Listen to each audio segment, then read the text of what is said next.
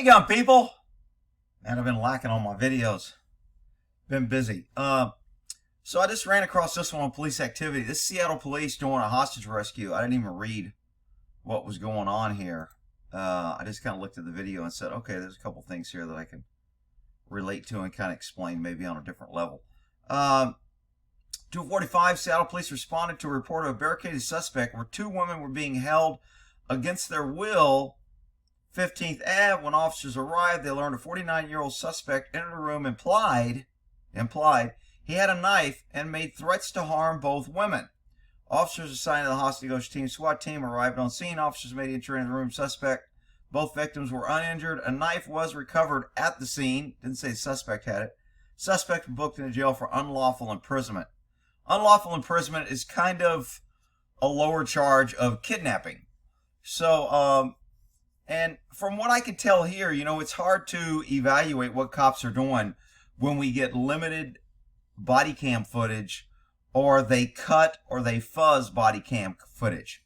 Because you think, oh, they must be fuzzing it to protect somebody. Government fuzzes shit to protect themselves most times. So I don't believe when government is in charge of fuzzing and giving us cut video that they're being transparent or honest.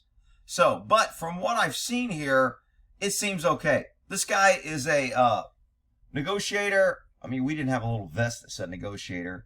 We wore an armband or something that kind of, I was a negotiator, went through FBI hostage negotiation training, and I was also in charge of a SWAT team. So there's two different philosophies in work when you have a hostage situation. Negotiator wants to talk and get the guy to surrender, because that's what we do. That's our goal. Not get anybody hurt, not use force. Let's see how we can resolve this without getting someone killed, including the suspect. Now, if the suspect has already killed a bunch of people, then our job as a negotiator is basically to stall until somebody can either get a shot or the team get in position and kill the dude. So, but normally the negotiator and the SWAT team don't work together.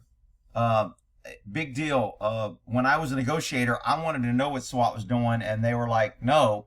When I was a SWAT team leader, negotiators want to know what we were doing, and I was like, no. There's a conflict, and you can kind of give away, it demotivates the negotiator if he's trying to explain, knowing that the SWAT team's getting a sniper in position to kill you. So some guys can handle it, some people can't. It's just better if you have that separations kind of a powers to where the left doesn't know what the right doing. That's one of the few times I kind of agree with that. The problem with that is when a SWAT team screws up or gets compromised, the negotiator doesn't know and he loses credibility. It's like, hey, you told me I was safe. No one's coming in, and I just saw a guy, you know, lifting another guy on the roof. What's going on? Oh, I didn't know. Let me find out. It kind of gets you to where you lose. So there's that fine line on how much the negotiator should know. Should he warn the guy, hey, we're doing this, we're moving some people out. Sometimes you can sell it. So this negotiator does a pretty good job. He's talking nice to the guy, trying to develop rapport, and trying to keep it calm, not escalate. You're very soon right now. I still have eyes on you. You can see me, okay? So if anything changes, I'm staring directly at you, okay? Okay, and we're just waiting for them, and then we'll get things rolling. But right now, just keep listening to them, talking to them, and just trying to obviously do what you do and de-escalate, and we'll work through it, okay? Okay, you're doing a great job, okay? All right.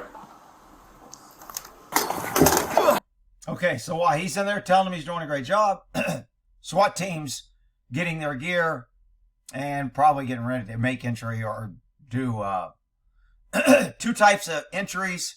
They may have changed the names now. I mean, they're always changing things. There's deliberate and dynamic. Deliberate is slow, sneaky, quiet. You don't want the guy to know you're moving.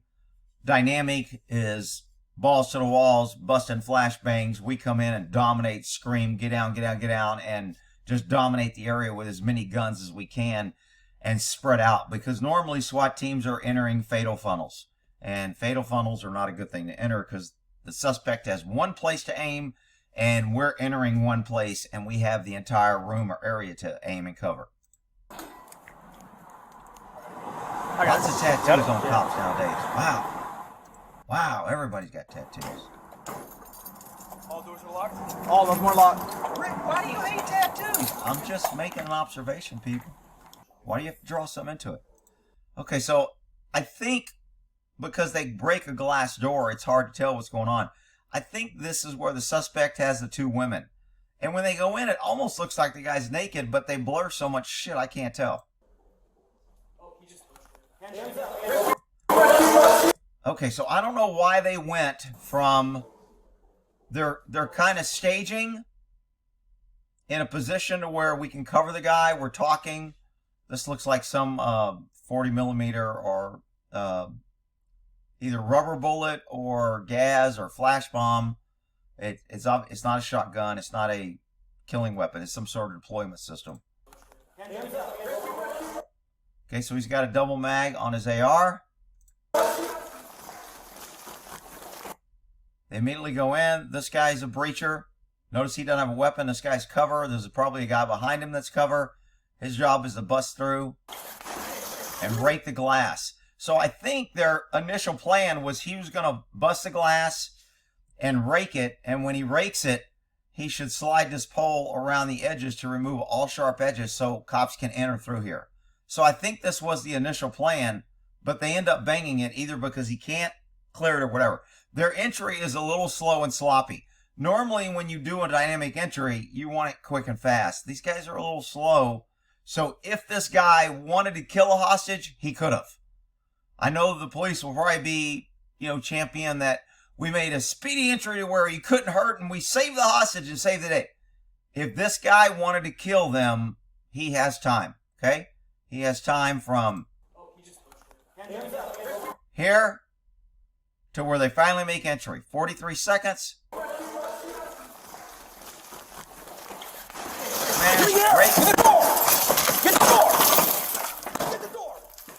So the raking was kind of a waste of time.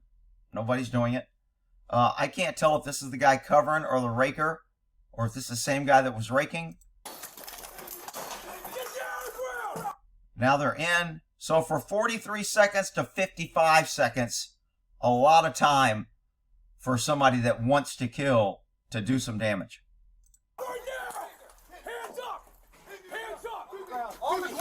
Okay, so you can tell their demeanor when they're coming in, yelling, screaming, loud, aggressive.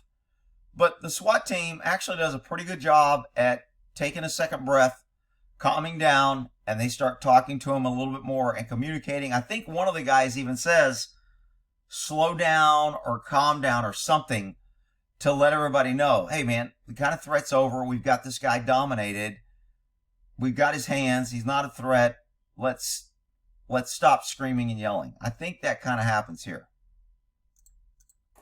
Hands up! On the ground!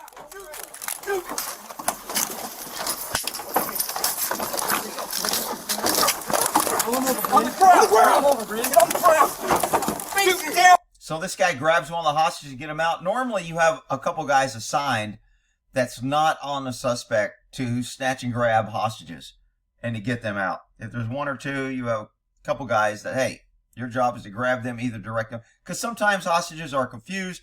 Again, I don't know how long this went on. Sometimes they're confused. You get a Stockholm syndrome. They want to protect the guy. They like the person that took them into custody. They've developed a relationship with them. The longer it goes, the worse it gets. But you want to have a team. This guy kind of directs her out. On the ground! Victims are out. You got time. Hold down. Slow it down. Hold on. We're not going to shoot you, man. We're not going to shoot you. So this guy starts, hey, we're not going to shoot you, dude. Relax, we're not. But he's not yelling, we're not going to shoot you! Give me your hand! Yeah, he calms down. He starts talking. These guys are actually being kind of human. I mean, normally cops are making it pretty easy to hate on them, but these cops are actually doing a pretty good job. We're not going to shoot you. Calm down. Get that rifle up. Shoot me. Shoot me right now. We're not going to. Shoot me. Shoot me. I got this hand. I got his head on man. If you keep doing that. Shoot me. I'm okay here. Shoot me. We're going to slow it down, guys. Shoot me. Let's get him right. Slow down, guys. So everybody's probably reaching and grabbing, and everybody's still excited. We just made an entry. We didn't know if we were going to shoot somebody or kill somebody. Your adrenaline's rumped. You're ready to go. And now you have to switch from that ultimate high hyper response mode to let's slow down and start thinking and see how we can handle this without screaming and yelling. No one's gonna. No one's gonna shoot you. Lots of tattoos. Shoot me right now. No. Shoot me right now. You're doing fine, buddy. Yep. Just calm down. You're doing fine, buddy. It's okay. These guys are doing a pretty good job. There's not 15 cops yelling, "Show me your hands, guys! You better get your hands up!" You know, there's not that. So, sorry for the people that hate all cops, but I think these cops are doing pretty good. Shoot me right now. Calm down. I gotta say. Shoot me. Hey, you did a great job. I know that's not easy. You did great. Okay. Okay, so this kind of gets into, I think, what a PR thing here, to where we're showing the cops of human. Oh, we're connecting. Look, there's cops that do that, but I just don't like all this cutting and everything. I'm smart enough to figure out what happened if you could just let the video play. But government knows that, and they don't want you to figure out all the time. They want to push their narrative. So, We're here for you, all right, right now. So I'm gonna give yeah, we're here for you. That's what government's always here for you. Always here to help. you a few minutes though, and if you would like to talk to us, we're here, all right? All right. So, not too shabby. These guys, I guess, get a donut from what I've seen. Of course, it was cut. All right, we'll end that there.